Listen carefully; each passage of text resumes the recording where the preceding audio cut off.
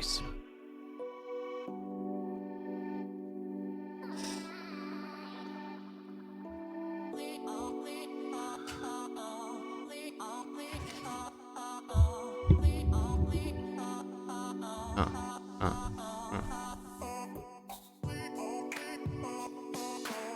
Happy Monday, everybody.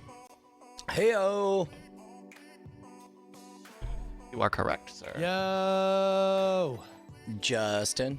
Yeah. I have a billion questions that I almost called and asked you last night, but I'm going to guess that happy hour will be the time, or when should we talk about? Sure. My goodness. Whenever. Yeah. So I'll be back from my COVID test, but this is my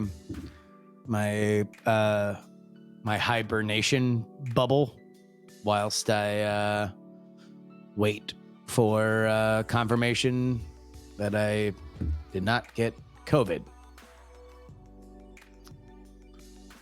But kind yeah, of presumptuous. you know. Yeah. You know, we're just having a good time making content. You know, back on schedule. Don't skip a beat. Okay, no. I can't wait. I can't wait. Like, what was it like for everybody to figure out that the rally had been punked? Do we know that it had been punked? We know that it wasn't full. Yeah, we know. Yeah. I mean, I saw the TikTok stories initially. I'm like, oh shit, and then now I'm hearing. Sorry, go ahead, Justin. Yeah. I think that there were deep organizational problems with the rally, specifically in terms of how they communicated where fans should be. There were fan communities that were outside of the area. Let's talk about it on happy hour because I only have like 20 minutes here before I got to go and get this COVID test. So let's get into the weird thing stuff. Okay. Andrew, you about ready to go? Yeah. Yeah. All right. Yeah, I'm ready. Then put you over here. All right. Then take it away. I'm going to catch you in 3, 2. Hello and welcome to the Weird Things podcast. I'm Adrian Main, joined by Brian Brushwood. Hello. Mr. Justin Robert Young. Hello. Mr. Bryce Castillo. Hey, everybody. That's me. So, gentlemen, I want to talk about something. Yesterday was the anniversary of Spaceship One. Remember that? That was the first private spacecraft, manned spacecraft, to reach, the Kármán line, what we consider space. And that took place, let me get the exact date, that was 10 years ago? Brian, 16 years ago. Oh my God. Wow. That's a billion years back. Yeah. And so this was specifically to win the X Prize, it had to do it twice, right? Yeah, let me pull up the date here. You had to do it twice within like a certain period. And let's get the Man, am I remembering right? Like it ran on rubber tires? Yeah, well the basically what the and again, I may have completely I heard that was the anniversary, but I'm looking at like what the dates were for when it did the the altitude. When did it break that? Yeah, it was yesterday. It was June 21st yesterday that it broke the 100-kilometer barrier, which they consider the that line.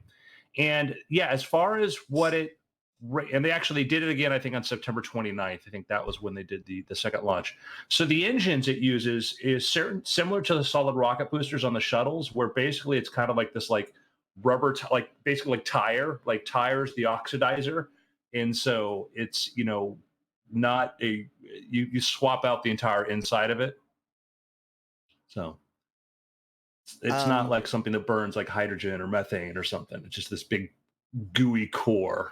And as we all know, now anybody can book a flight into space thanks to Virgin Galactic Spaceship One. You did it. Wait, yeah. Which timeline are we in? Well, they're making progress. Obviously, space is hard. And I think they just signed a deal with NASA to do astronaut training. And there's also it gets confusing because there's like Virgin Galactic and there's Virgin Orbit, and it gets kind of muddled like which one's which. And I know like one of them got a big deal and the stock went up on the other one, and so it's a little bit convoluted there. But nonetheless, it was an amazing achievement, to have done this because this was designed by Burt Rutan, who we've talked about before, who is just an amazing engineer, a guy who's kind of intuitive how he builds it. He's built, all sorts of aircraft and stuff, including, was like the first plane to go like completely around the world while they're having to refuel. I mean, just, incredible sort of stuff. Legend. And it was, yeah. Funny thing, I was watching, it was like the 1996 keynote where they brought on Steve Jobs to introduce like, with Next, the next operating system.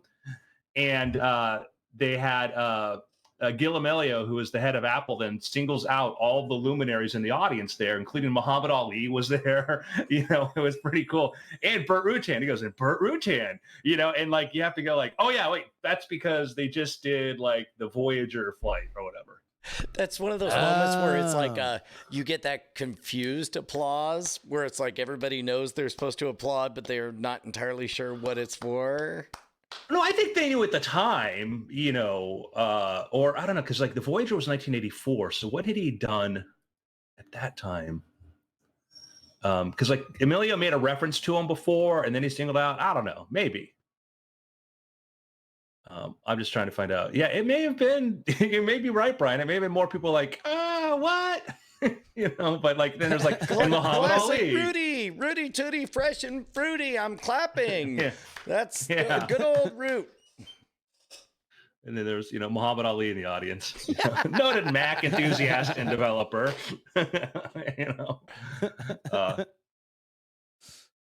So anyhow, congrats to them. So is there any? We've talked a little bit about how there's only winners. The more people who play in this arena, and obviously SpaceX is doing well, and we're talking about like a single stage to orbit for Blue Origin or whatever. Boeing doesn't feel like a winner right now. Correct. Would it be fair to say that we're still waiting to hear the pitch from Virgin Galactic? Because right now it sounds like a millionaire's roller coaster ride. I mean, I think that part of it is also that we're at a point now, I think, where we can appreciate it more, that space is not just one thing. It's like who's going to win the battle for water, paddle boats or gigantic cargo ships? And it's like, well, there's room for all of them. Right. It really depends on one or the other. How you can get arrested either way, either for violating a COVID on a paddle boat or for, transporting illegal cargo. We can all get arrested. There's just plenty of ways for us to make money in space. And for Virgin Galactic, I think part of it is demonstrating that it's, cheap and reliable enough from a business standpoint to really start making this something where even it does become what you've said, like a millionaire's roller coaster.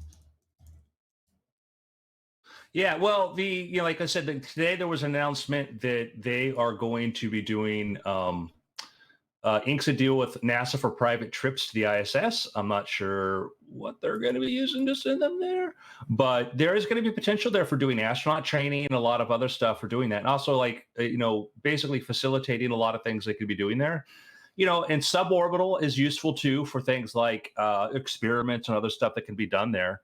So, I think that, I'm with you, Brian. Like, I'm not excited about like, yay, another thing for really rich people to do, Sure. But I'm with you. Like, I'm aware that there's some value to suborbital payloads, but I think I seek understanding as to exactly what those benefits would be.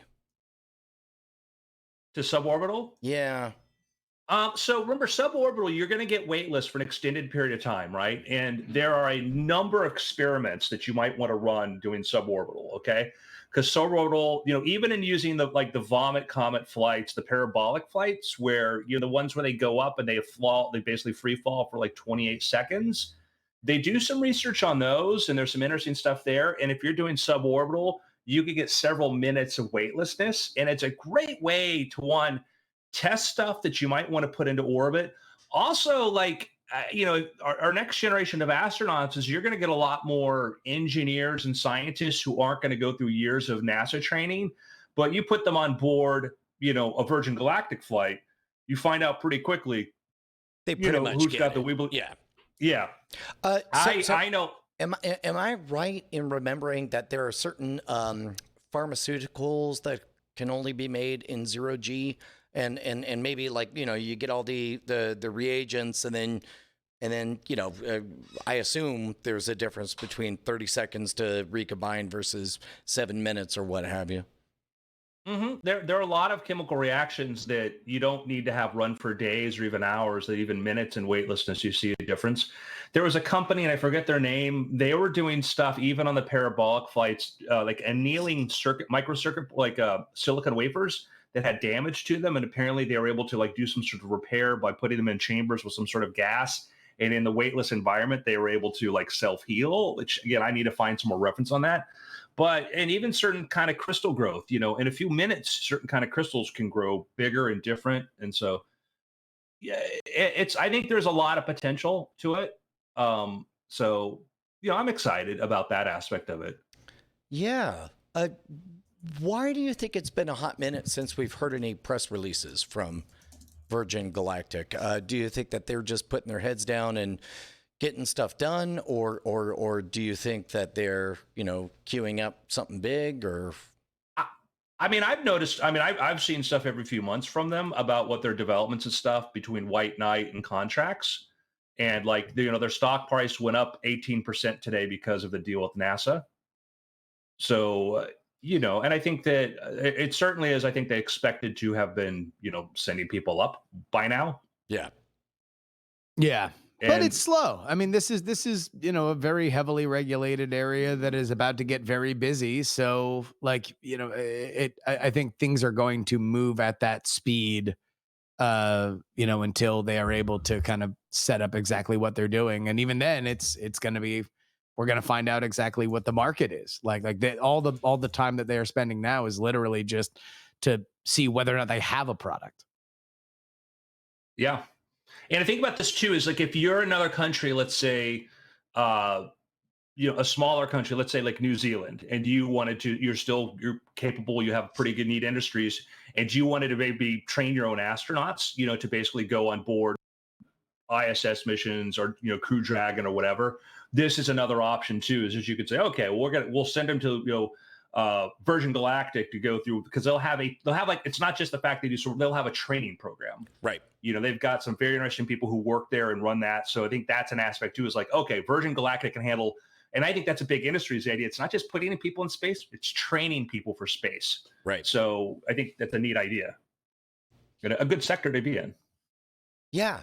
I like that couching of it, in that it's, there is value to trained astronauts versus untrained astronauts, and normally that costs money to build from scratch. So yeah, no, I'm on board.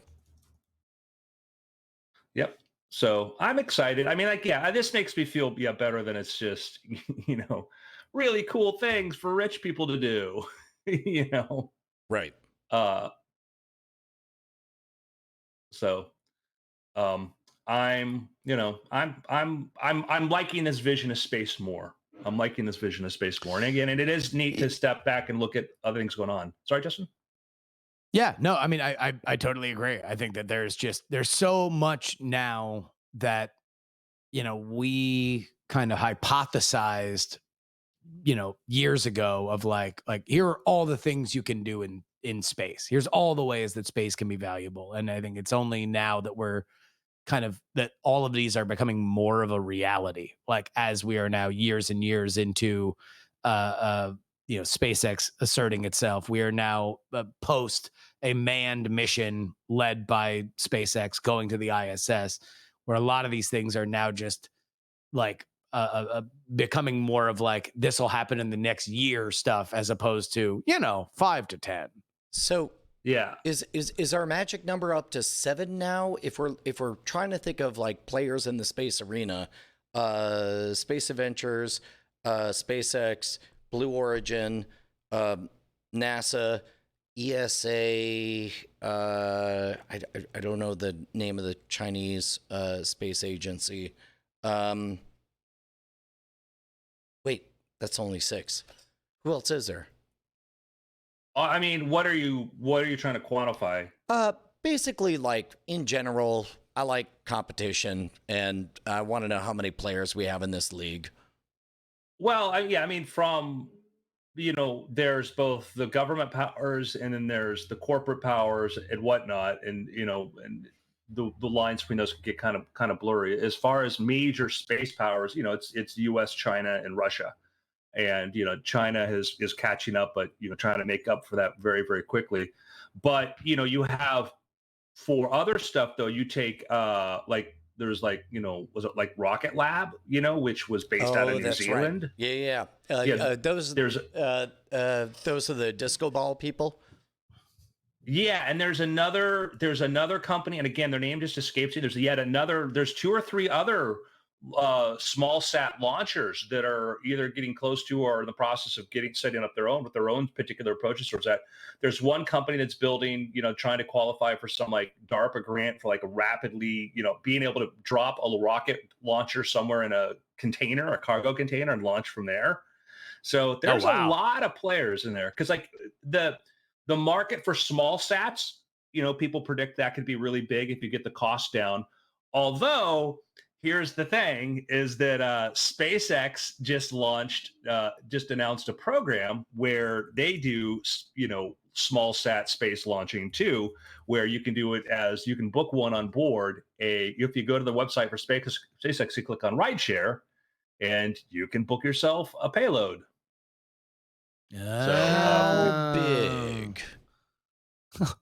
How funny is that? It's just like a ride share. I just love that they use that nomenclature to make it that casual. Like they don't even have the like corporate sheen on like a cargo splits or something like that, or any other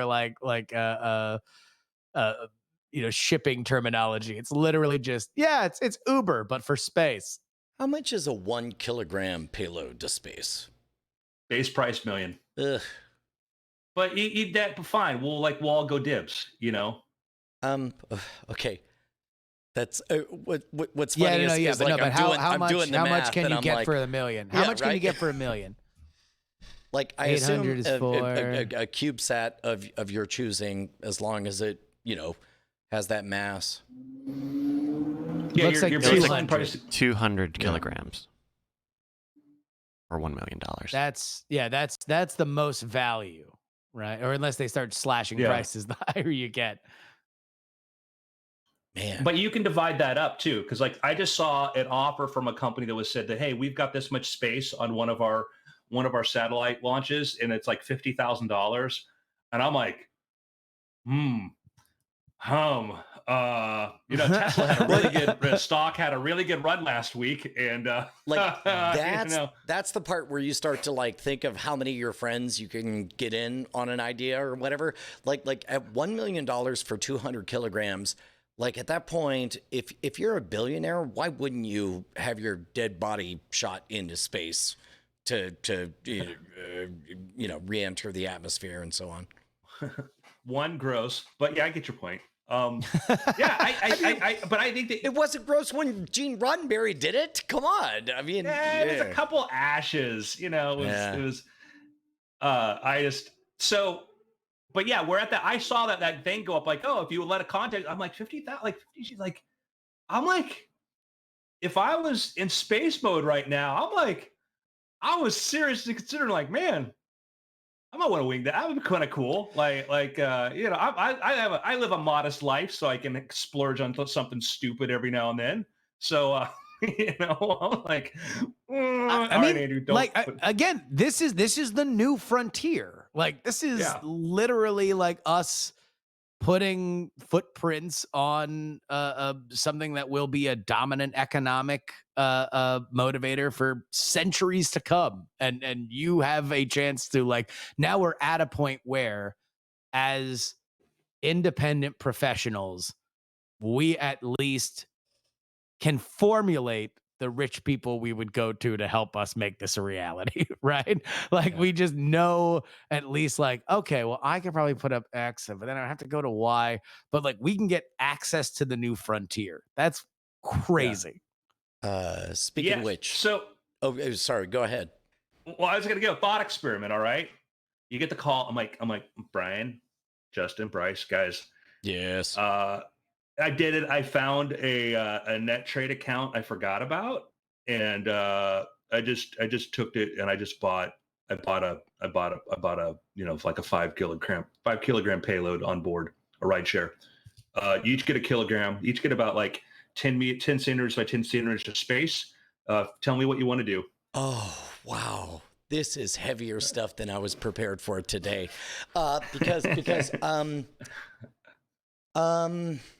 God, like you could make a decision to do something of scientific value, but almost certainly somebody smarter than you in the past already did that. So Space, not a lot's been done though. or you could lean into what'll make a great press release. And all of a sudden I want to think of the silliest thing that we could do to promote Night Attack. You know, whether it's a beep bop SOS Night Attack weird things Sputnik or what. I don't know. Like a scale model, the Death Star. No, But then you it's have to gotta be have like something you have to have a interactive, right? camera. You have to have a camera that shows it, right? So just you could go to a live shot of the Death Star orbiting Earth. Or maybe, that's interesting. In fact, I'm already figuring out, like, you don't need a full Death Star. All you need is a camera that is placed over half of a model that looks like the Death Star. Oh, so yeah. that at any given time, you can go to the Death Star camera. I mean, initially, my thought was it's like the thing that I would get the most use out of is like the old party trick of just having a satellite that just takes a picture every 5 minutes, and I'm just able to pull out my phone at any given time and just show where my satellite is and what part of the country it is or what part of the world it is taking a picture at any given moment. Like that's a conversation starter. That would be a cool thing to have in my pocket at all times. I mean, you might even be able to make money if it was like something other people could buy. Like, hey, we're selling a new product. It's called the world's worst selfie. So the idea is you have 15 minutes per day where you're allowed to take a selfie. You won't be able to tell where you are. You won't be able to see anything or whatever. But at any party, you'll be able to be like, who wants to take the world's worst selfie? Everybody look up at the sky. Oh, you can't even see us? Whatever. That's why it's the world's worst selfie. Who threw away $70,000? It's me. There might be, I mean, there's payload restrictions. Like you could get like a green laser or something like that there. And if you could figure out how to do position it and aim it, if you knew when it was flying overhead, because remember things can be whizzing by, but like, hey, everybody, like, let's go out to a Joshua Tree. Look up right now. That green flash. Yeah, that was me. It was me. I did that. Okay. Now, hold on. Now I'm thinking in prank territory, like something that you're able to turn on that will cause something spooky to happen, where it's like, did you guys see on CNN? They were talking about the alien invasion. It's out there. They say you can recognize it by the giant green glow. Let's go out. Let's go out. And then the green glow happens and it's like, and then. You're just trying to think of a different version of EVP. You're just trying to think of the way that you can use a satellite to do your EVP trick. Yes, 100%. Exactly. All right, everybody, put your cell phones up to the sky right now. Point at northwest. That was a free choice, right? Northwest was a free choice. Also, everybody downloaded the app. You all have the app installed. Okay, all right, and look, and what does the message say? 37. Well, I'll tell you what, 37 reasons is what I have for you on why you should support us at patreon.com/night attack. Reason the first. Weird things. This is a great weekly. Oh, sorry. I'm sorry, guys. Have not gotten a lot of sleep. Straight cold Weird. busted. Patreon.com/weird things. 37 reasons. Reason the first. Don't get the name wrong. Reasons 2 through 37.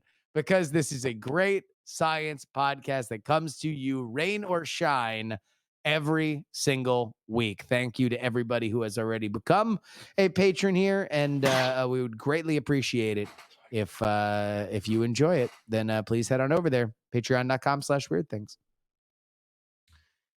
There's a interesting article which is about remember Dean Kamen, the inventor of the Segway, one of the new one of the stent technologies they use, the guy who helped design the technology in the Coca-Cola freestyle machines that are magical. Didn't he do like a dialysis thing? Wasn't that one of his early hits? Yep, that's the same tech in the dialysis is what they use in the Coca-Cola freestyle machines to do very clean, sterilized water. He's a very, very capable guy. And so he's got a new project, which he's involved with, which is actually basically building machines to eventually grow human organs. Now, when I you did say see this. machines, like I'm familiar with scaffolding with stem cells being dripped over it. I assume this is closer to like a 3D. And this is pure speculation. You 3D print a scaffold, you drip stem cells over it, and suddenly you got a kidney? Sort of. Doesn't have to be stem cells necessarily. Is that you can use other sorts of cells to do this and trigger them what you want them to grow into. There's actually a photo of what this thing is, and it's this long lab bench, and part of it would appear to be like the 3D printer aspect of it, where it places cells there. So it is just a very, we're still early on in this technology, but they're thinking pretty far out to the idea that like, well, once we are able to trigger some of these things a bit more, we should be able to, we're going to need to be able to do this. So, he is an extremely fascinating guy. He's one of the people that's behind First Robotics. That he started that, which is the big does all a bunch of the robotics competitions. So it's crazy though to think about that though. So I mean, yeah, because also this is a billion-dollar industry when it becomes medically regulated and legal, right? Trillion. Like growing organs. Yeah. Like, I mean, there is like, you'd have a hard time quantifying exactly how much even at fair market rates, people would pay for organs to make them extend their lives. Or like quite literally, 3 more years of valuable fully present time with loved ones. And that's even the way that we're thinking of organ transplants now, in a world where we don't have to coming from, like, oh my god, no, you just made organs. You just blew my mind, where it's like imagine you have a 26-year-old athlete and it's like he's really good and has potential, just that liver is just a little bit underperforming. I mean, is it worth the $2 million investment to let's upgrade that so that he can run faster, I guess? Yep. Wow. Yeah. That's insane. Yeah, because that's when you start getting into, as you're pointing out, Brian, is the idea of custom organs, the idea of taking who is Michael Phelps' heart. We can grow one of those. Yeah. And I suppose even beyond that, as we for example, once we make a trek to Alpha Centauri, I mean, there's no need for feet in anybody on that trip. I mean, shouldn't they have 4 hands? I mean,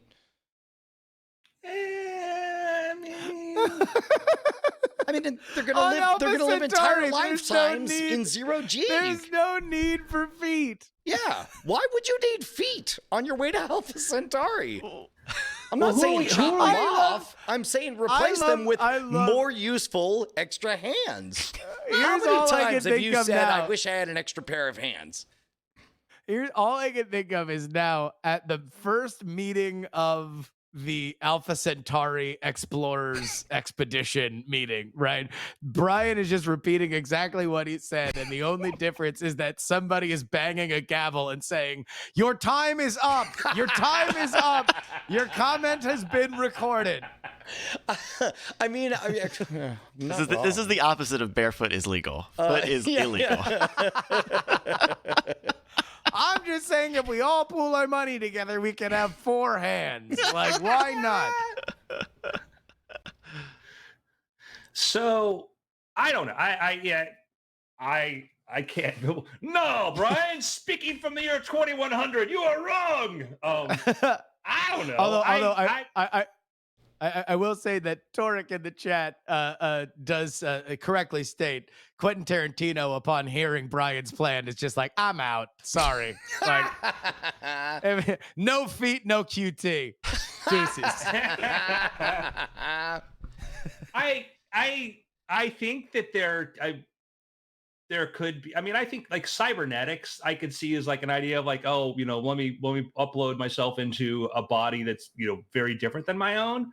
As far as like, other than being a niche thing, I don't know. I mean, I don't know. Like, because imagine you're like, you're the first kid that's born like with 4 arms and no legs and stuff, and you're and also like we don't. I mean, would you give up the legs too? No, I mean, would you replace the legs with arms?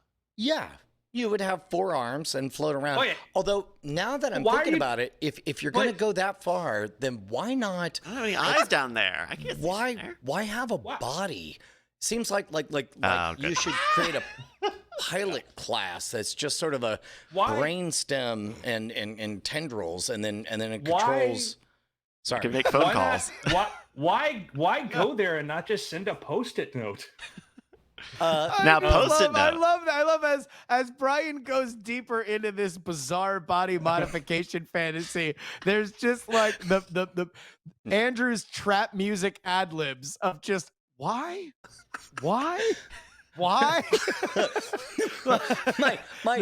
In my imagination, what I'm imagining is some number of stored embryos, whatever, but you got to make the trip, and for the trip, our bodies don't make sense for that many generations of floating around in a 0G spaceship. I'm hung up on one. Why you think it has to be a 0G spaceship? It doesn't. It doesn't, because you're right. Like half the time you're accelerating, half the time you're decelerating. Or you're rotating. You're just rotating. Yeah. I mean, again, that seems like an expensive design, and it's not entirely clear. Like if our goal is human bodies on Alpha Centauri planet, then why not do the cheap way where it's like you just have a crew? Like, hey, good news, bad news. Good news, you're an amazing generation. Bad news, there's going to be about 3 of you guys. and then we're going to land, and then we're going to disembark all of these embryos, and humans will be on the planet. Yeah, but I was like, Alpha Centauri, we can get there in like 6 years if we want to. So beam propulsion. But let's say a generation ship. Like, I mean, maybe in your world with like a slave class of people and stuff, I think that's possible. Although, Brian, let me propose an alternative. They're going to get a very nice bronze bust. Only bronze? Yes, I have a golden bust. A golden bust. It'll be a very attractive alternative. I have a humanitarian alternative, Brian. Right. This is what we're going to do since you're our first volunteer. Brian, we've got to compromise. We've got to compromise. We're going to put your brain into a chimp. What? Basically the same thing. Forearms. Well, Or arms. you're not Although, wrong. by the way, I'm into Bryce being the president of the Four Hands Workers Union, who just negotiated this up from a bronze plaque to a gold plaque. I believe in your leadership. Also, kudos on running both the board and 3 computers with all of your hand feet. You can't see. I got a keyboard down here below the desk. I don't know, man. It's like if we're going that far out, then it seems like all bets are off, and you might as well think, what is the most cost-effective way to get there? I don't know. Well, you're avoiding the question, Brian. Are we gonna have chimpanzee Brian? Oh yeah, you gonna put your brain in a monkey? I mean, some Yeah. might say that the big boy never left. This might finally be you shedding your unneeded human skin. Yeah, right. Yeah. Well, until I've seen you eat a banana with your feet. Don't tempt him. He'll Yeah. do it. Yeah, This that's will what let I'm him be barefoot. You kidding me? Oh, I've also watched Andrew eat a banana with his feet. In fact, forever. I don't know. It still might be the Oh my the God, it's icon, the photo. Yes, It might also be the photo Show that those still feet. pops up. Show those feet. Let me see if I still have it. Yes. Oh my God, he's got it. I don't know. Can this possibly live up to Careful the what hype? you wish for. I only pray. Welcome to Monkey's Paw, the it's podcast. gonna be Uncanny Valley. It will be Uncanny Valley. I will tell you this right now. Okay. It's- I don't. All right. So all I can do is move and scale it from the saved photo I have for the contact. But hold on, let me just screen grab it so you can see better the Oh, yeah. clear grip that this man's foot has on a banana. Man, we're about to get so many new subscribers. Like, we won't know why they're Wait a minute. here, and then we'll figure it out later. The first podcast on OnlyFans. The Weird Things podcast. Only toes. Only toes. And meanwhile, Tarantino's like, back in, boys. Gotta put those feet somewhere. Just burn them up. Oh my What's God. funny is somebody put TOS, and I know they mean terms of service, but all I saw was the word toes. So backstory was All like right, there I we go. was- There we go. It is sent. Oh, I was in the kitchen once and my grandmother was there and like I dropped something on I dropped like a napkin or something on the ground and I just picked it up with my toes and picked it up and put it back on the counter and she's like, "Oh, you got talented toes." And I'm like, "Oh, is that a thing?" You know? So- for the record, I do that all the time. Same page. So- What is this?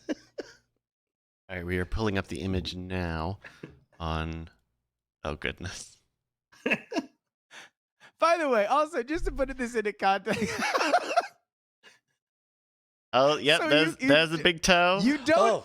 don't even realize that he has both of his arms up and the other gigantic fat fingers are his toes that are fully gripping a banana. And it's like oddly close to his mouth. So much so that you would think it was his hand. For the record, I don't know that my respect for Andrew Main could get much higher. Hey. And yet, here we are. What I love is Andrew's incredulous look, as if like this is the most normal thing going on behind. Yeah. Like what? I'm just eating a no, banana, bro. Like, this is the look that says, no, you're the weirdo for thinking there's anything not weird about what's happening right now. For those of you listening, I don't have like freakishly long toes. They are on the longer toes. So they're They not do the look pretty Flintstones long. toes. Yeah, they're not Flintstones toes. I'm a tall guy, so I have tall guy toes. That ever since as a kid, I was just used to picking things up with my I'm feet. gonna take your feet off the screen. For the record, I do have freakishly long toes. Maybe this could be a separate like YouTube channel. Like yeah, the chimpanzee Make a lot of skills. money, bro. Like Modern the- chimp, modern chimp, modern chimp, modern chimp. YouTuber Chimp and novelist school. interweave giantly freakishly long toes. .nkv. HD Long 2021. toes. Well, hey, come on. Long toes only. God, is it weird that I kind of want to see if we can interweave our toes now? No, you All can, right, and yeah, we don't need to yeah. sign it. And now you made it real, Brian. Now you made it real.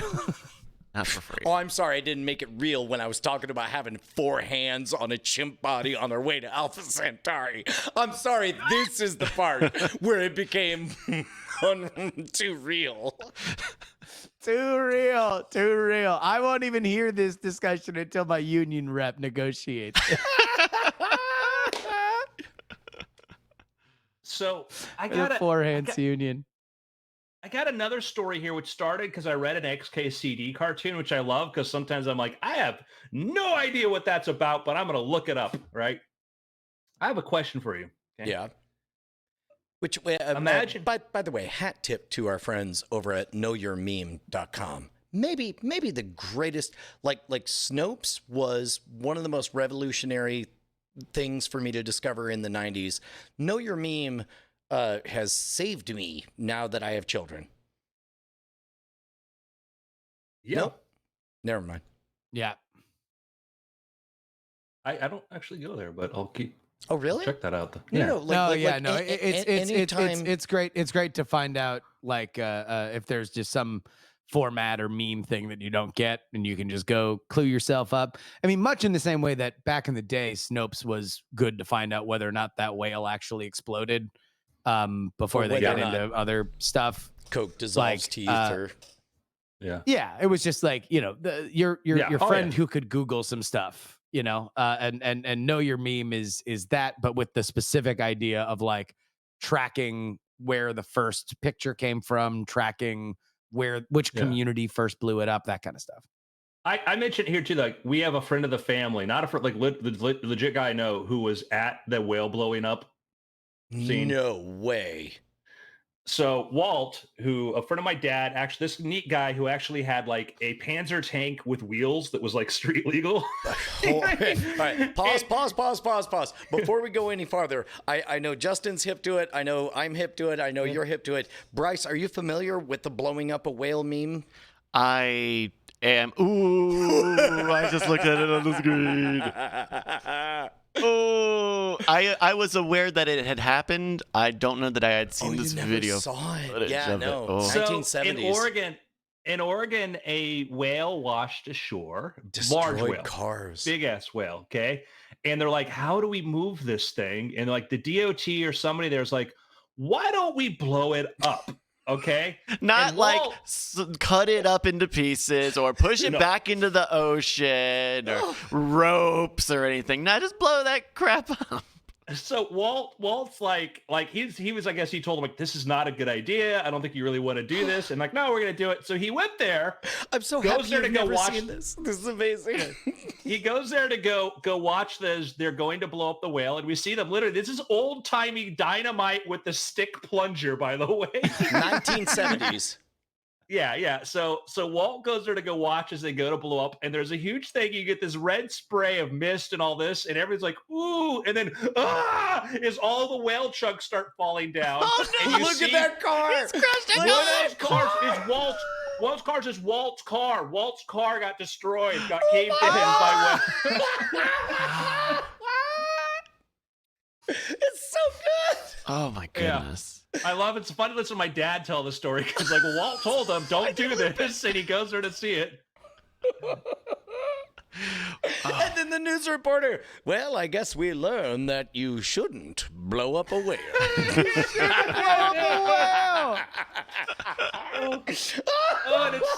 And the whale was still there.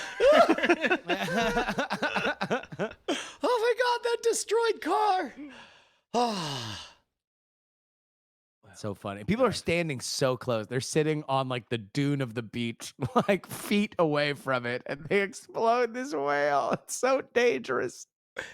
I mean, nobody knew, right? Nobody knew explosives? Well, I mean, nobody knew the heterogeneous way a whale carcass would fracture. I mean, it should have been among the likely guesses, though. It seems like Put up at a least blast Walt, at least shield Walt- I'm with you. Look, I'm not Walt defending knew. the. Walt knew. You know, look. Walt knew that this was going to I be just a found an bad article time. mentioning Walt. Okay, a World War II veteran. This is from Connecting Events. A World War II veteran named Walt Omenhofer happened to be in the area at the time. He had driven from Eugene in his brand new Oldsmobile, pulling it off the lot during a discount event advertised, "Get a whale of a deal on a new Oldsmobile." Unfortunately, he could not have been able to read the tea leaves, so to speak, and see there was something of premonition. Walt had received demolitions training during the war, and as he watched Thornton rig up a half-ton dynamite, he knew the job wasn't being done properly. It was going to take a lot more dynamite to reduce the rotting whale corpse to tiny pieces that we picked up by scavengers and rot away. Walt tried to warn Thornton, as he later told a reporter, was blown off. While a crowd of over 100 people gathered around to watch the explosion, Walt shrugged and made sure he was much further away than the other bystanders. Finally, with the crowd looking on and the entire event recorded by television cameras, it was time to detonate the dynamite. They touched that sucker off, and let me tell you, that thing went up, and it was the biggest mushroom cloud you ever seen, Omenhofer later said. It was red, white, and black. It was nothing but blood, guts, and gunk. And then the veteran, I'm going to skip ahead there. The veteran who tried to warn of the impending disaster perhaps suffered worst of all, despite retreating back to a safe distance from the explosion. He watched helplessly as one large chunk of burned whale blubber sailed end over end through the clear blue sky. It appeared to hang in midair for a moment, before rocking back down to earth like a meteor. It flied right down through the roof of Walt's brand new Oldsmobile. This reminds me, we must have talked about this on the show, but the crash at Crush, did we ever talk about this? Are you guys familiar? No, there's no way I'm the first person to mention this. Not by that name. I don't know. Although, guys, I do have to tap out to get to my COVID test, but I will see you guys later. Okay, that's fine. You're going to miss it. So the crash at Crush was somebody had the brilliant idea of like, what if we sent two trains running full speed at each other? What? Yes. No, you know, like just straight up on the same track. now I can understand, like, the government, right, would want to know, scientists would want to know what happens, right? I mean, we can simulate and all of that, but I can understand there's a world where, hey, we need to know what will happen because we need to be able to respond to things, emerging situations. Yeah, that Tell me sounds this like was... that'll cost money. You know what'll make money for our small town is to promote that we're going to run two locomotives that are about to be decommissioned into each other at full steam on the same track. So there was... Okay. I'm all for this, by the way. You have not said anything to me that I think is dumb or irresponsible, Brian. So... as we saw from the whale exploding video. It's about details. 2 words, unforeseen consequences. Oh, no. Oh, no, the Wikipedia page, one of the headings says, Aftermath, no! Why don't you walk us through it? How did it go? I mean, I'm sure a lot of kettle corn was sold. I'm sure a lot of barbershop quartets were singing. I'm sure a fine festival was had up until the big event, and... So the crash was delayed for an hour because the that was the big problem. The crowd did not like being pushed back to a safe distance. Oh, okay. Therein lies the problem, okay? So, We know what That was train the crashes problem. do. Yeah. That was the problem. so let's see. Crush. Okay, this is an excerpt from the September 16 issue of the Dallas Morning News. The rumble of the two trains, faint and far off at first, but growing nearer and more distinct with each fleeting second, was like a gathering force of a cyclone. Nearer and nearer they came, the whistles of each blowing repeatedly, and the torpedoes, which had been placed at the track, exploding in an almost continuous round like the rattle of musketry. They rolled down at a frightful rate of speed to within a quarter mile of each other. Nearer and nearer as they approached the fatal meeting place, the rumbling increased, the roaring grew louder. A crash, a sound of timbers rent and torn, and then a shower of splinters. There was a swift instance of silence, and then, as if controlled by a single impulse, both boilers exploded simultaneously. The boilers exploded simultaneously. And the air was filled with flying missiles of iron and steel, varying in size from postage stamps to... They whoopsie-doodle forgot that they were rolling two bombs against each other that could only be set off by the speed of two giant bombs running toward each other. From the size of a postage stamp to one half of a steering wheel. Debris was blown hundreds of feet into the air. Panic broke out as the crowd turned and ran. Some debris came down on spectators, killing 2, seriously injuring 6 others. A photographer from Waco lost one of his eyes due to a flying bolt. Now, we do have photography. Oh. So we got the moment of it right at the moment of impact. Looks great. This, here, this looks great. That is a dope album cover. Now this one's maybe not as... Not so great. That's a dope headline. The explosions indicating that the boiler exploded after the trains had collided. Yeah. So no, I had not heard about this. Now, there's a country music song called "The Crash at Crush," which is very confusing if you're not familiar with the historical incident. You're just like, I don't get it. Train, why would a train go at another train, and why would so many people die? And then you find out that no, this is a documentary in the form of a country music song. Apparently, McLennan County, the Columbus and Hocking Valley Railroad near Cleveland, Ohio, several months earlier had staged a similar crash to huge success. I mean, insofar as they crashed and nobody died? Yeah. Okay. Right. Huge success. The price, oh my gosh, how much do you think it was?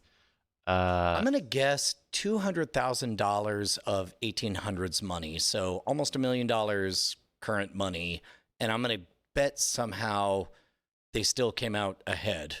Oh, so it was free to attend the event. Right. Oh, no, but all that kettle corn got bought. Apparently. And all of those barbershop quartets got paid. They would give you a round-trip ticket from anywhere in the state to visit for $2, the equivalent of $61 in 2019. Come. Shove your face in so much danger that many of you will die. Well, which by the way, is what I'm describing Virgin Galactic is. That's their business plan. Yeah. Well, no, Brian. No, it's going to be safe. Sure. It'll be safe. There'll be no... They're not crashing things on purpose. They're not crashing things that aren't meant to be crashed. Correct. You know? Quote, though the incident had resulted in tragedy, the Katy benefited enormously from the attention it received, including international recognition. Despite the disaster, many railroads continued to stage locomotive collisions in following years, including in 1896 in Lancaster, Ohio. They kept doing it. Kept working. Yeah. Mm-hmm. Yeah. So. Yeah, I'm sad Justin left and missed all this.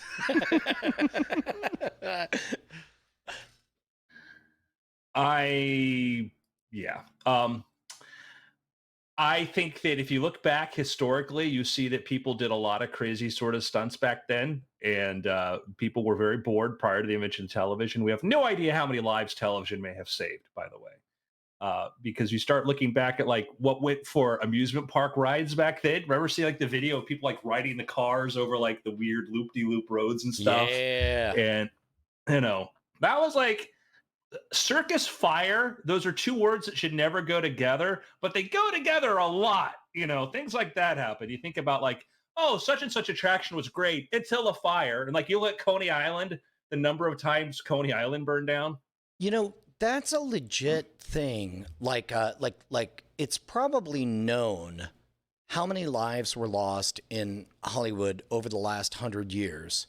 What's unknown is how many lives were saved. And likewise, we can all roll our eyes about every extreme sport and wingsuiter or whatever. But like that impulse comes from somewhere. And what we won't know is how many lives were saved by all of that stuff, which is not to say hooray for everyone who takes a dumb risk, blah, blah, blah. But is to say man, I would love an estimate of what those lives saved numbers are. Yeah. Yeah. Yeah. Well, let's take our own dumb risks here. Let's do some picks. Andrew. Oh no. Andrew. It's present. What if? Go on. Brian, I'm listening. Okay, no. This is me looking over at my co-pilot here. Bryce, do I keep talking? Wait. Now I'm trying to think what this could be. Oh, come on. Oh, this would be an explicitly anti-pick, wouldn't it? I don't know about that. Well, okay, then It's a lesson. I mean, certainly I learned some things. Well, so first, Okay, all right. Andrew, yes, I'm Andrew? turning the key so you can tell this about it. Imagine somebody watched Rick and Morty and took every 3-minute vignette where Dan Harmon very clearly is mocking stereotypical Hollywood tropes. And somebody said, "Ladies and gentlemen, investors, we have a script." And then stretched it to 2.5 hours long, but then hired like really good, competent cinematographers, talented stunt folk, attractive actors, and just never like it just slipped their mind about what to do about script writing and never got around to changing a single thing about that 3-minute script and just stretched it out to 2.5 hours. Bryce, help me out here. Okay, so here's my take on this film. Which this is an action movie with terrible action. This is a heist movie with a terrible heist. This is a movie with a large ensemble cast, all of whom get neither development nor interesting. And where everything is divvied up into 4-minute chunks where every single one has a plot twist. We all have to before nothing happens even in the first hour of this movie, but it's all like we have to put everyone in different rooms so that they can talk to each other and have their own moment. And then when they finally do something, it stinks. When they have this like sci-fi spin on this, and it's like not good. Andrew, but it's also very clearly expensive. I don't know that I agree with that. Okay. I think the cinematography is fine, except for all the little moments where you can definitely tell they just were okay with a bad shot. Andrew, have you seen The Last Days of American Crime? I've never even heard of this. So this is a new Netflix original film that just came out. We reported on it on Cord Killers last week because it has a 0% rating on Rotten Tomatoes.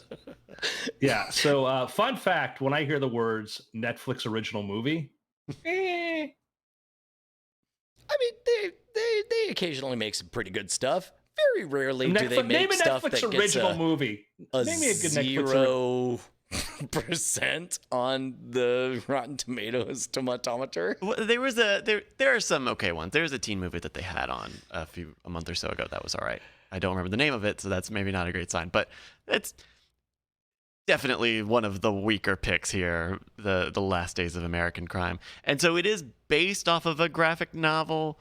It certainly doesn't make me want to go read whatever the graphic novel is. But I think that's part of what's fascinating about it is the parts that are good are good. I think as a conceit, the idea that America is about to see the death of crime thanks to brain implants, and that some criminals would... No, via noise. It was a sound. The cops got implants. Right. Because the cops are still allowed to do crimes, because the government can still do polices. Right.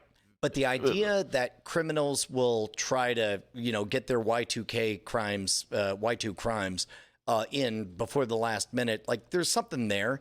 And in general, it's pretty and well executed. I think I would have been bored and tapped out immediately if it weren't so adequately executed, but the pacing is awful. And like I just want to know everything about this story. Like it's the uncanny valley of movies. I've never seen anything like this. Let me put it this way. This is, without pause, my very favorite episode of Always Sunny in Philadelphia. Can you expand on that? Because I know you mentioned that in the text messages the other night, and I didn't quite get it. Because I showed my kids both of the Lethal Weapon 6 or 6 and 7, whatever, the Always Sunny in Philadelphia, where it's clearly a love letter to Lethal Weapon, but because they're terrible people making it, they overdo all the aspects of it. The pacing is terrible, the acting is terrible, or whatever. My goodness, I love hated this more than anything. I still haven't finished it, but I can't. No human can watch all of this in one go because it's 2 hours and 40 minutes. Yeah, it's 2.5 hours. So we will be talking even more about this on Spoiler Time this week, but man, that movie stinks. Man, it just stinks. It's so confusingly, wonderfully bad. Okay. That opening scene, protagonist meets friend or wife of guy who's bad, says, I guess it's time for me to check something off my list. They go to the bathroom, have sex. The guy says, by the way, what was it you wanted to check off your list? And she says, have sex with a loser. I really want you to watch this, Andrew. I was also very stunned to see a sex scene 20 minutes into the film. In any case, and like the most unsexy sex scene you'd ever seen in your life. The song that they played during it was good, though. That was a pretty cool song. Yeah, they also licensed like decent music, right? It was like the soundtrack, I guess, was fine. I didn't notice it. I remember they got some very big song for the end scene, the very last shot into the credits. But everything else I thought was, I didn't even notice it. I suppose because I have subtitles on, I kept noticing like, so-and-so band's blank song. And I'm like, that's a big band. How did they get that band on there? Oh, I didn't notice that. Yeah. I got a pick. Yeah. This is a weird one. This just came out last week. It's quite a statement given my pick. Keep going. So this is a brand new game called, or it's in early access, so it's not even finished and totally out, but it's called Hard Space: Shipbreaker. You play a salvager in a space dry dock, and you use cutting tools and grappling tools to disassemble spaceships and make money, tearing pieces out and trying not to blow yourself up or smash yourself with all the space debris. This is awesome. Yeah, it's pretty neat. It definitely took a long time for me to figure it out. Right, it's still early access, so there's a lot of stuff that's not done. The tutorial just doesn't even really tell you about oxygen and fuel, all these things that you need, and it gives you unlimited of in this training bit. But it's pretty neat, and for a I think it's like a $20 sale. Yeah, it's on sale for $20 because it's early access. I think it's kind of neat. It's even fun, you when you go, because you sign up to work off, on this off-planet thing, and you see this video your debt is $1 billion US dollars. And so you that's what you're doing. You're working down your debt, but you're also every day paying, your dock fee and your rental fees and your interest and all that stuff. So I don't know. It's neat, and I think it has a lot of promise in terms of expanding into something that has more types of ships, more types of resources, more different challenges. But I think it's kind of a relaxing sort of meditative thing. I like you pronounced even the colon so hard space colon breaker Oh or no! colon ship breaker. It sounds like it's a digestive supplement. Uh, I, I was just listening to an audiobook. Which one was it? I think it may have been in the Interverse. And one of the things they talk about was the idea of these people that like salvage ships and stuff, which was kind of interesting to sort of, the description of that, of going out there and like breaking these ships. Yeah, Earth Unaware by Orson Scott Card and Aaron Johnson. There's some So hints of that in Firefly, and of course, like even in the opening cinematic of StarCraft or whatever, the idea that I mean, it's all just floating out there. Might as well grab it, you know. what? Force Awakens. Yeah, and I do like the idea of reducing everything to its most boringest details, so that it becomes sort of a version of like Roller Coaster Tycoon or what have you, where it's like, hey man, you're just trying to do your business. And they gamify it by saying, every quote day is like 15 minutes, right? And so ships, when you get a ship in, it says you will have about 2 days to do this. And so as you do kind of the same ship over and over again, you realize, okay, I need to go to the engines here, the reactors here, I need to get the panel out of the bottom here, get the computers, get the seats, like focus on the big stuff, and then figure out like how do you use your time the best, right? Like, do you go back for a second day, even though you already got the most valuable stuff, even though it's not like you've got all of the panels and all of the frame out. So I'm interested to see. I'm still pretty early on. I haven't upgraded to the next size of ship yet, and so I'm interested to see what even larger scale projects would look like. But it's kind of got that like relaxing, like No Man's Sky sort of thing, where you're just plugging away at it and you're just kind of meditating at it. It is weird that there's a whole genre of essentially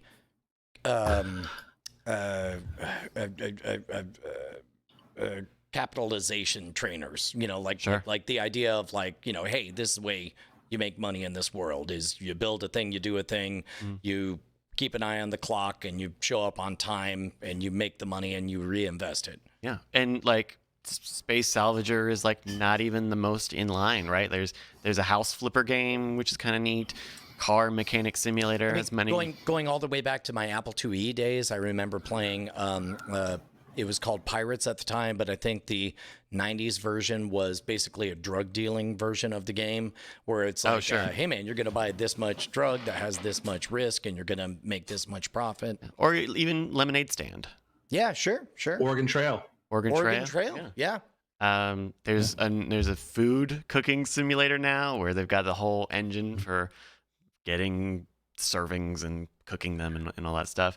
So is it that we're hardwired for trade, or is it the man trying to program us? I wonder, because I mean, maybe it's just a more realistic version of escapism, right? Like, I'm not a car mechanic, but I liked playing Car Mechanic Simulator because I got to go under the hood and I got to change the oil and the oil filter and undo an engine and stuff. Well, Bryce, we'll make an alternate version where every time you do a task, you get a Politburo official saying, "You are an honor to the people," and that's it. That's right. That's fine. Give me a Skinner box. I just want to click the button. You are an honor to the people. Well, I why wonder is your productivity down? We need to re-educate you. Oh no. Man, that reminds me of did you ever play Papers, Please? Oh sure. Where it's like it's the most tedious stuff and it's awful from beginning to end, and I don't know why it exists or whatever. Well, and even Papers, Please is its own form of that sort of simulation game, right? There's a game called Novi News where you play as a news editor and you pick what news stories to run, every day, and that affects how life works in your town. Yeah, I mean, Papers, Please was like, from my understanding, it was an art piece. It was like, let's show you the fertility and what it's like to have to be a person going through these, other countries and moving through stuff. And it was like, hey, let me make a game that's not fun, but about a real world activity that's real. Mm-hmm. Yeah. Which is why I'm now going to announce my new game, IRS Tax Simulator. Man, yeah, careful how loud you say that because somebody somewhere just had an aha moment. I wish them luck. That's my pick, Hard Space Shipbreaker. Andrew, what do you got? All right, I have a pick, and I think I mentioned it. I think I was the one that first introduced the first season of this into the group here, and I will take credit for it, even if I wasn't. There are some shows that are so good, I do not rush out to watch them. I wait until I know I'll have enough time, or I wait for maybe all the episodes to get there, because I won't be able to stand Lost. waiting. You were a genius for discovering Lost. Oh, wait. Oh, is that not what we're... Oh, sorry. No, it was Full House, Brian. Sorry. Okay, got it. Got it. In our pre-podcast days. I think, when you talk about use the word perfect doesn't mean like literally perfect. Perfect means that like it's within that realm of like I wouldn't change a thing because everything works so well. Like Galaxy Quest. Like Galaxy Quest is like it's perfect. It's a perfect little movie. Yeah, it's just delightful. Wrath of Khan, every little moment. Also perfect. Perfect sub movie. Yep. It's and I mean Horatio Hornblower even like because it's just the Master and Commander. Lot of stuff. It's we just watched Master and Commander. Totally perfect. Yep. Yeah, I put it near perfect, but I hear what you're saying though. Last of the Mohicans, a perfect movie, right? I've never seen it. But really, Last of the Mohicans? Yeah. Brian, you are in for a treat. Oh. You are in for a treat. Oh. It is the guy movie. It is, and everybody can like it, but I mean, it's one of these things that like at a certain point, dudes will go, yeah, Last of the Mohicans. So Last of the Mohicans, the Michael Mann version. Amazing. But anyhow, here is my pick. It is when they did this, I'm like, I don't know if I can handle the different cast. I don't know if I can handle this. And it was just I think I know what we do in Shadows season 2. Oh yes! Yeah, what we do in the Shadows season 2. I think that season 1 went bigger in some aspects, but every episode here is perfect. Every single one. And the growth of Guillermo. He's the most interesting person here. It is so good. Oh, so good. It's funny because like on set, we have a couple of folks who are sort of the hands of things where it's like, all the producer editors, they're on cameras or whatever, but we need people to physically move objects and build things or whatever. So we have Annalisa and we have Corey, and we very much enjoy just whenever we, as a way of recognizing that we are useless, dumb talent, one or the other of us will just shout, Annalisa, the fire's not blowing. And then, and I hope it is received in the spirit that it is intended, which is we understand Guillermo is straight up the hero of that series. Like he is the hero of the series, and they're taking their time, spelling it out for everyone, but it's amazing. Yeah.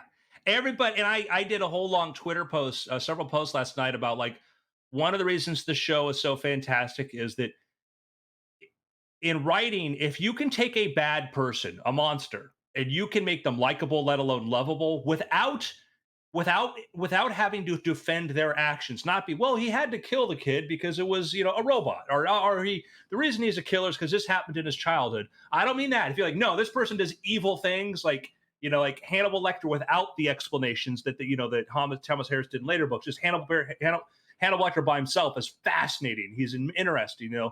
What we do in Shadows is great. They are monsters. They are literal evil monsters that will murder you and eat you with no remorse. And they are lovable and they are interesting. And that is just an amazing work of storytelling.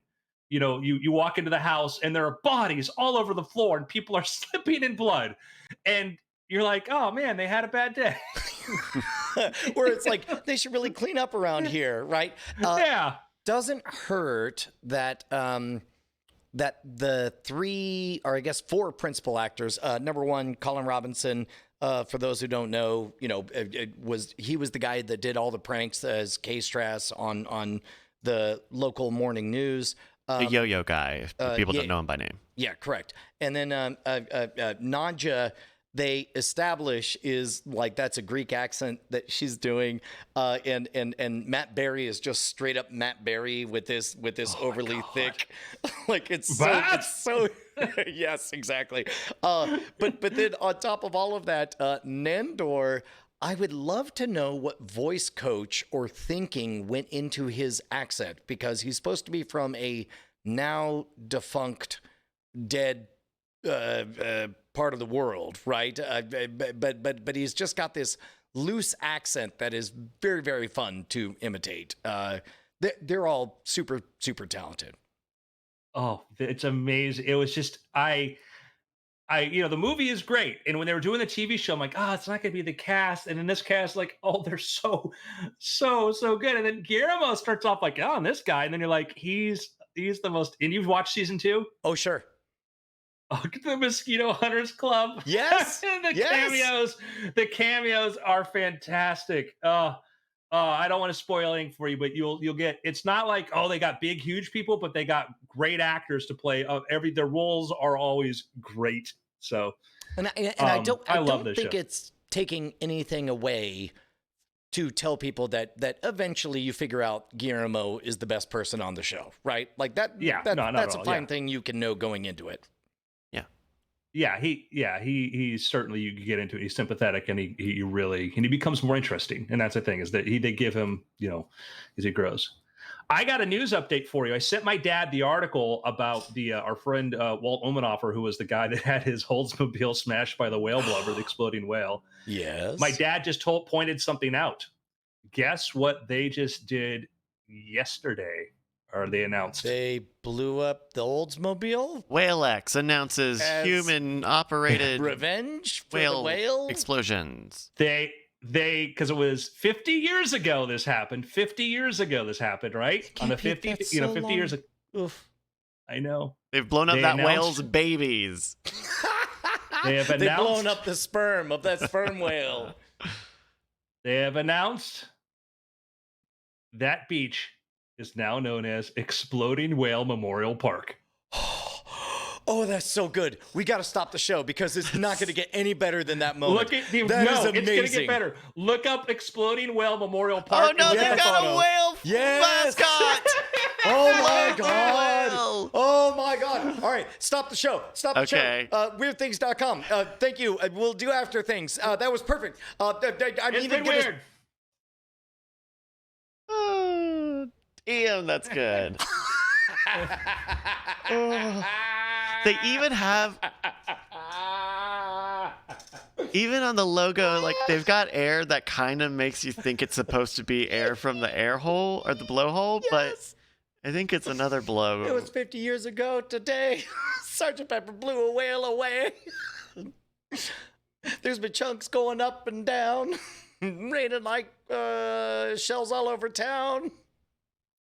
All right, so we've probably only got 30 minutes or so to do. After things. That's amazing. Yeah. Okay. All right. Yeah, I'll run to the restroom. We could jump in. Do you have an angle on what we want to chat on for after things, Andrew? No. Go to the bathroom. By the time you're back. Okay. Yeah. We did get an email. Let me see what that said.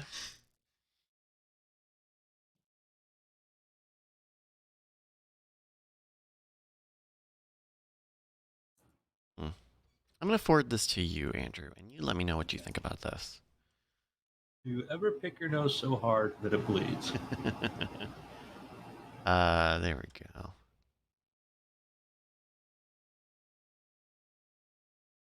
All right, so I forwarded that to you. It's very specific, but it might be good for a shorty.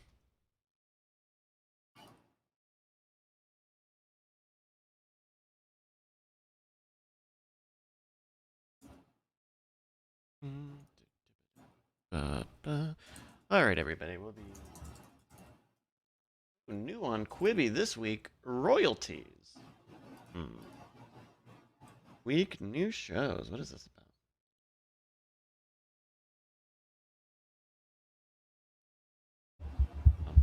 about? All right. Yeah, we could talk maybe more business sort of strategies for how to handle things, you know. Okay. Cool. I feel like there's we could probably come up with a few Yeah. thoughts on this. Yeah, I have some thoughts. And actually I would be interested as well to hear just a little bit about some of this. Because I have a very specific gripe with this specific industry.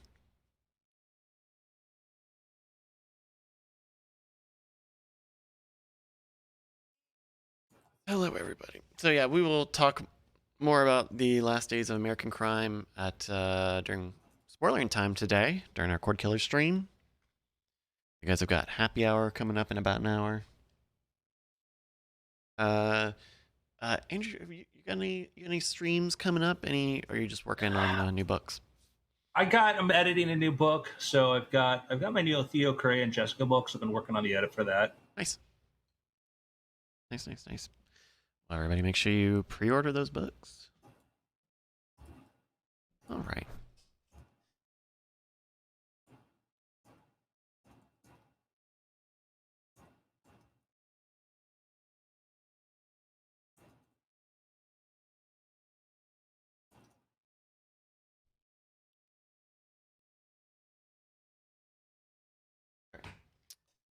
All right. So yeah, we got an email in, Brian. That'll be Sweet. a good one.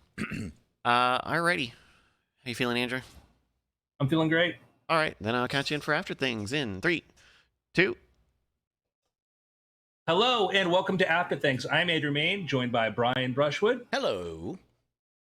and Mr. Bryce Castillo. Hi, everybody. That's me. So we got a question here, and I thought we might kind of talk maybe some more generalities because I don't think we want to get too in the specifics lest we give bad advice. This is from David, and he writes, "Hey guys, an After Things question in the spirit of the tax season, which now extends to July this year. Yeah. Ugh. Curious to hear what tools, techniques, or habits you all might recommend when it comes to tracking expenses for a growing side hustle. So far, my expenses have been fairly low. A few monthly subscriptions for things like email marketing, cloud storage, etc., plus buying 1 to 2 moderately priced devices a year. But as these expenses slowly increase, my habits for tracking them are more and more behind.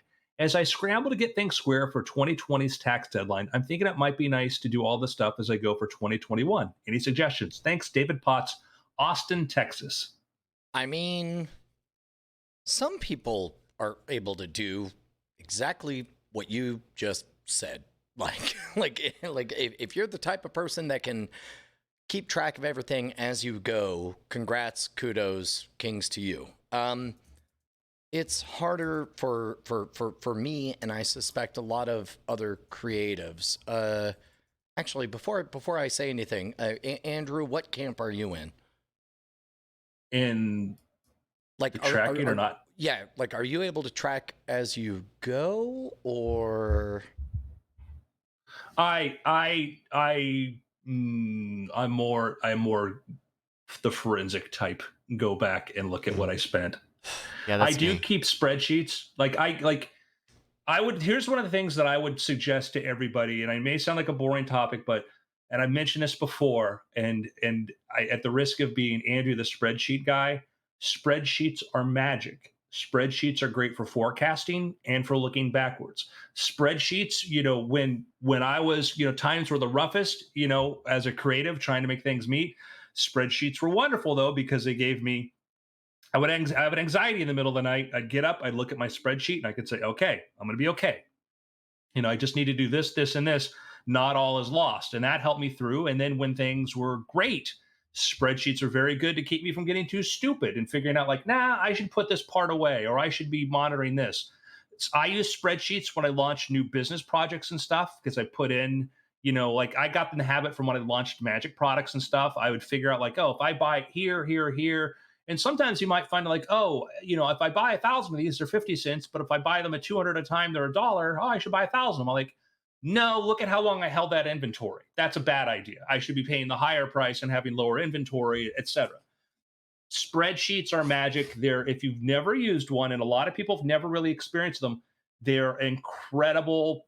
They're one of the reasons why they've, businesses, they changed the face of business and gave all sorts of predictive powers, et cetera. So I think spreadsheets are a great way. When I sit down to do my taxes, it's one of the first things I do is I put together a spreadsheet to keep track of all of the different expenses and categories. It's the easiest way to add these things up and look at them. And then I go to my tax program.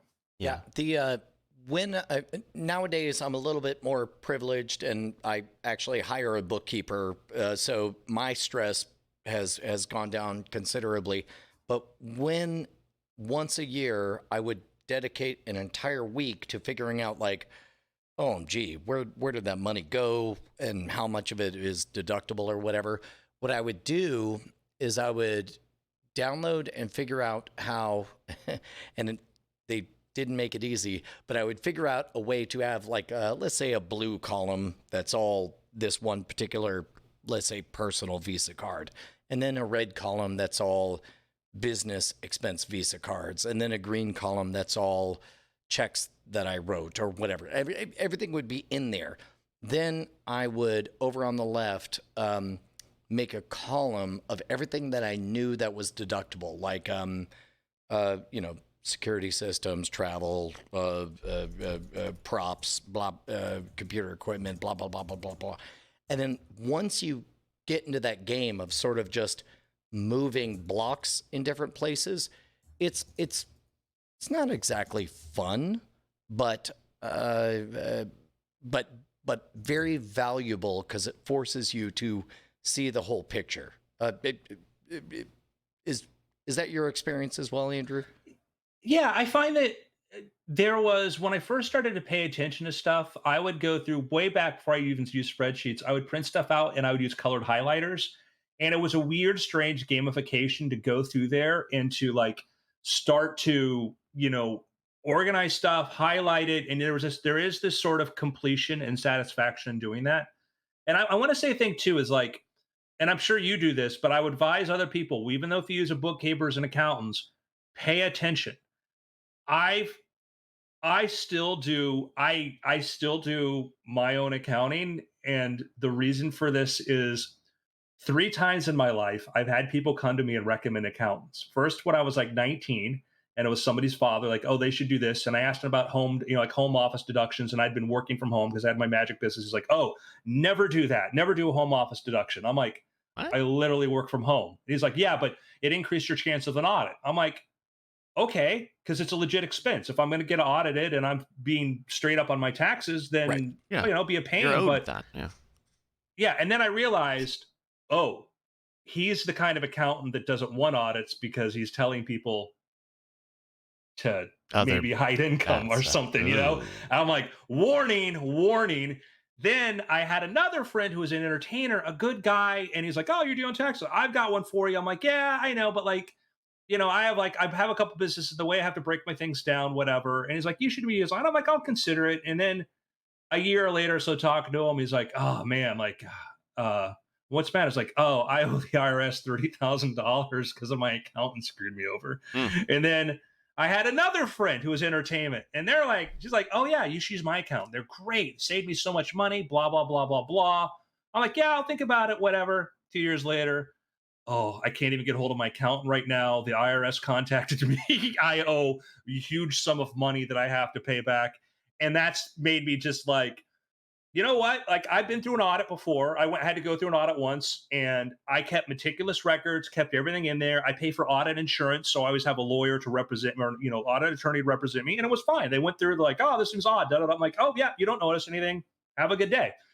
So keep even if you use somebody, pay attention. Right. Pay attention.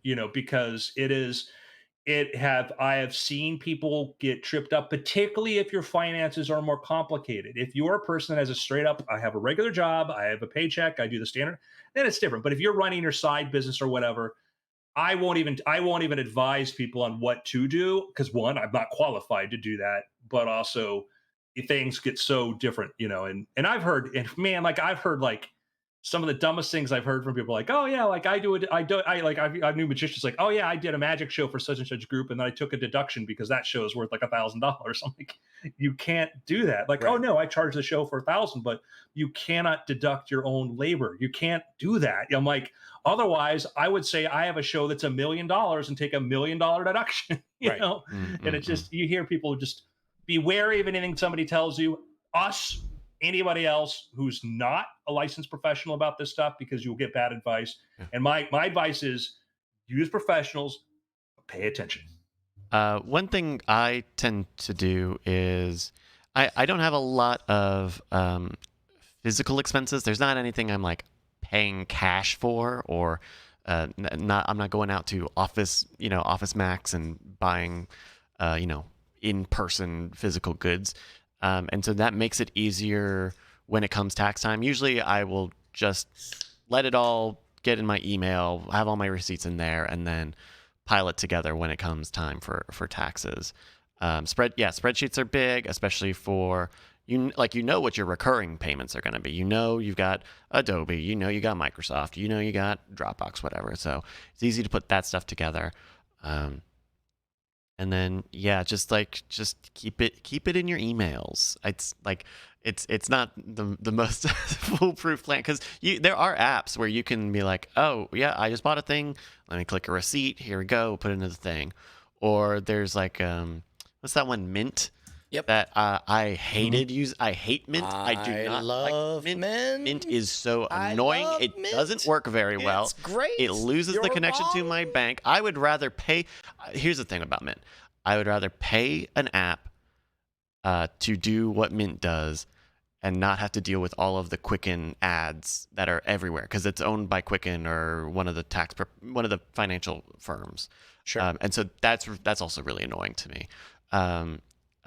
If you're looking for like day-to-day expenses, I had good experience with You Need a Budget, YNAB, which is it's usually just like a buy it once piece of software, which is more about like daily cash flow stuff, but it'll also log expenses, and then you're not dealing with advertisements on that. I like YNAB as well. So to my daughter, who is 16 and learning to drive, about to get her license or whatever, I explained that like your job as the pilot of this vehicle is to keep a complete mental map of everything that's going on. And that means potential threats. That means the status of what's happening inside the vehicle, what's happening, within the vehicle in terms of, like fuel and oil, all that stuff. But it's like, it's your job to maintain that map. And I do feel like I'm not familiar with YNAB, but Mint does a pretty good job of portraying the total map, and certainly spreadsheets once a year. Like if you're going to do this stuff yourself, that is also a very good way to get an accurate map of what's going on there. So I suppose I'm less interested in what you know so much as just encouraging you to have a map of what's going on. That's kind of the thing I like about YNAB, or at least when I used it a while ago, and I bet it might have changed a little bit since then. But it's very much about like let's look at your month. What's the in, what's the out, and cool, this is how much money a day you have to spend. And so it's maybe not great for business. I don't know that it's necessarily great, or at least in my understanding, made for specifically business cash flow. Right. But definitely if you've got a small business, or you're working from home, or you just have your own home budgeting, that's a very clear-cut way of like, hey, I have $20 today, and I can go get Taco Bell, or I can just hold on to that $20 for the day. And so it's, so I think they're kind of two slightly different shades of programs, but I think they both have their uses. What it reminds me of is one of the most effective efforts to lose a few pounds that I ever had was quite literally just a notebook where the rules were, I don't care what you eat, I don't care how much you exercise. The one rule is you write it down. Yeah. You and somehow forcing yourself to know changes your behavior. Oh yeah, I mean, I was doing a calorie tracker app earlier this year before everything, and like you really quickly realize what it is that is contributing to your calorie intake, whether it's portion sizes are too big, you're eating the wrong type of thing, too many of one type of thing, not enough of another type of thing. And you don't need a guru to sit there and tell you that. You can have an app that says you just like blew 1,000 calories because you wanted to eat a bunch of risotto. Like, don't do that. Have less risotto, dude. And so yeah, tracking gives you very hands in the dirt, understanding of what's going on down there. Yeah, mindfulness is great. Like I said, you open up the refrigerator, ask yourself, do I want it? Am I hungry or am I bored? You want to buy a thing. Do I really have to have this right now? Can I make the decision tomorrow? Can I put it in my shopping cart and then decide tomorrow to do it? And man, how many times is that just, I'm like, oh no, I was just bored. And I thought that would, I was trying to solve boredom right there with something in the magical future. I think that too, also the advantage of spreadsheets too, is that there is something psychologically helpful about you putting together a thing and you start to say, all right, this is what I have coming in, this is my expenses, and this is my little nest egg, or this is the money I'm putting away. And even when things were the most challenging, I still did that. I still put money away, even though I was paying down bills or debt or whatever. I still did that, which would be counterintuitive. And it's like, no, I always want to have the mindset that I have to save something, even if it was $20 a week or something. I always wanted to have that mindset because when when things started to take off, I wanted to be okay. Now I can really, but just form the habit. If you form that habit when you don't think you can do it, then you will definitely do it. And that's one of the problems. I talk to people who are artists and stuff, working, trying to figure out like their financial situation. Like, start saving. Like, I don't have any money to save. Like, if you had $5 to spend on a latte yesterday, then you could put some money away every month. Right. If you do that, you will watch it grow. And you talk about, there's larger discussions on wealth inequality and whatnot. But one of the reasons that one group at the far end accumulates wealth faster is they set aside wealth to build more wealth. And if you're spending, I know people who make $250,000 a year who live paycheck to paycheck. They have no savings. They get a big pay boost. They buy a bigger house. They buy a bigger car, and they consume to that level. And then all of a sudden they hit hardship, and now all those bills come up and hit them fast. And anything they put away got erased. And so it's just a big believer in, when it thinks impossible, start saving, and then when things come in, just live way below your means. Yeah, and not to get preachy or whatever, but you and I have talked about this, where it's like, you are born and you will die. And in that lifetime, you will touch a tangible, specific number of dollars in your life, coming and going. If you make the decision to hold on to 10%, 15%, whatever your number is, like, your life very likely will end differently than somebody who is not down with that. Yeah, and you don't. But counterpoint, you can't take it with you. So we're working on that price. But the idea is that my parents were very fiscally responsible. My parents are very good. Okay. I don't worry about having to pay for my parents living in assisted senior facilities. I don't worry about doing that because they provided for themselves to do that. And I had friends that even in their 20s were supporting their parents. We're having to do things because of that, because we're more responsible. And that happens. That can happen. It doesn't mean that you're a bad person if you're in a situation where you have a child that has to support you or whatever. But we should all sort of put ourselves with the ideal of, we want to be in a position where as we become older, that we can take responsibility for other people instead of vice versa. That's my goal, is that, the older I get, the more I want to be able to do to help people. And,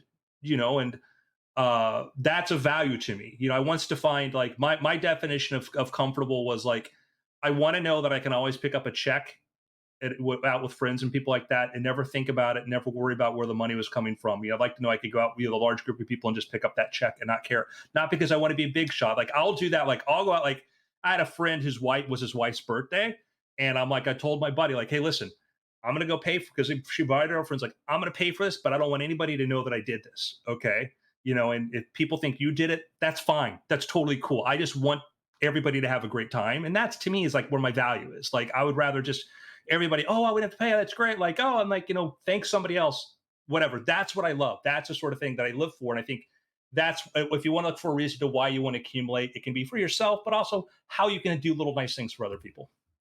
Yeah. That's definitely a fun moment. But I guess what I want to make sure we avoid is ain't nothing wrong with you. You can't be that person. No, I had to work towards being that person. No, Yeah. Oh, for sure. I'm saying it's a goal for me. It was a goal was to be there. I wasn't that at 25, Right. I wasn't that, and that was my goal was I said, like, I guess my goal for becoming for like, I maybe we could go into the financial history of Andrew Main, but like the long story short is most of my income has come from investing. Okay. That is what I've done over the years. I got very lucky early on. I was in Apple and Tesla and stuff. And then I lived off of that stuff to go follow, chase down pipe dreams and stuff like that. And so I have a very big roller coaster kind of thing of that. But if you were to ask me at any point, well, what's your goal when you're trying to build money? It was like, well, really the thing that I want most is, I don't want to, I drive a Model 3. I don't drive an X. I don't need to have the biggest, best thing. I like to have a thing I like. My goal is really like, I like to be able to, one, when friends are in trouble, help friends out. Right. And then be able to do nice things without people knowing that, I've had friends that are like, oh, they throw a birthday party and a bunch of people come and the bill comes. And this is one of the things that, okay, I feel weird talking about it because it's like one of these things like, I will be the guy that will secretly pay the bill and I like secretly, okay, because I just love the fact of just everybody having a fun time because of that, and the thing I hate is like, oh, Andrew, thank you. It's like, that ruins it because it's like, so, and I think that's my goal. Again, that was the thing I wanted to be, We gotcha. Totally agreed. I guess if we're going to put a button on this, I would say that I think we all agree where it's like number one, what's most important is pay attention. Pay attention. Put it on the record. No, that's do whatever you want. Just know what you're doing. And most of us don't do that when it comes to money or calories or whatever other part of life. And absolutely. To David's question, make sure you just keep a record somewhere, whether it's in your email, whether you keep a paper box, as long as you have it, and you make sure you make the habit to have it, then even if you're rushing at the last minute, you're not trying to make things up. You can put stuff together as long as you don't lose it. Don't lose it. Totally. Just remember that we're talking about taxes. That's right. Taxes. That's the thing that's coming up next. Report everything. Report everything. That's right. Especially report income. everything. Don't Yeah, that's one of the things that catch. Like I know entertainers and people like, oh, I'll do cash and stuff. And I went to a doctor's office, like, oh, we give you a cash discount. I'm like, I will pay you that, but you will give me a receipt. What you do with that is your responsibility. But on my end, and that's there's people like, I know some people are like, I'm like, I don't like taxes, but man, I'm gonna report everything because you know. So anyhow, hey, that's so it. I'm playing The Last of Us Part 2 with my 12-year-old daughter, and it's way interesting because we're only far enough into the game for me to know that something terrible happens and the rest of the game is revenge. But the game so far has been an 18-year-old girl in a post-apocalyptic pandemic-filled universe who is discovering who she is and what she wants to be or whatever. And it's very weird to be sort of leaning back, having a good time with your 12-year-old as you play a main character who's smoking weed and making out with another girl. I think it's wonderful that we live in a world where it's not even a thing, but also, like, I did take a moment to be all like, this is not how I thought the world would turn out. Yeah. I have zero comment on that, Brian. Yeah. I mean, it's great. It's great. I'm waiting for the terrible part where it becomes ugly and terrifying and sad. But for right now, that first act is really a delight. Yeah, I had considered getting it on day one, and then I heard just how hard, very emotionally. Sounds like it's hard. The emotional toil of playing this game. So I think I may just wait a little while. They got a samurai game coming out next month. Maybe I'll get that. Maybe I'll do the samurai game next month instead. Yeah, I'm with you. It sounds like it's gonna be hard, but also good. Yeah. So, if we're doing picks, I'll do a quick pick. Search Party is a cool show on TNT, or is it TBS? So one of those Turner. It's on HBO Max. You can watch it on HBO Max. And I think they have a new season coming out this week. And someone in the chat was saying that they might drop the whole season, which doesn't sound right because I think they're still airing it on TV. But I think they'll be doing it every week on HBO Max. So in either case, I highly recommend Search Party, a very cool dark comedy about a murder. No, a missing person. First, it's a missing person. Right, I don't really know what it's about, but I Is liked that a it. spoiler? Felt like that was maybe a spoiler. No, it's not. It's not. I swear. About a murder. I mean, a missing person that definitely doesn't turn out to be ooh. And it's got Aaliyah Shawkat as the lead actress, and she's great in it. Yeah. Oh, this says only on HBO Max. Okay, so I guess June 25. Maybe they just Max. Wow, that's. Okay, that's weird. Did not know that. Breaking news. Da-na-na-na-na-na. Search Party, an HBO Max original.